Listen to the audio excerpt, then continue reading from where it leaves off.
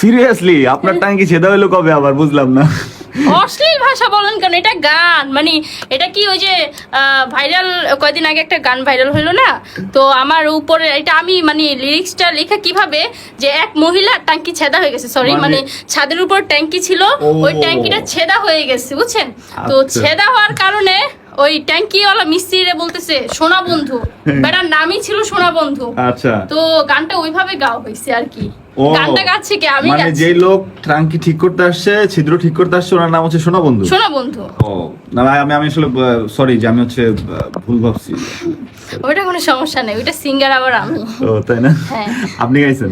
হ্যাঁ আমি এরকম একটা গান না দেখ শুনছিলাম যে জেফার গাইছিল। হ্যাঁ তো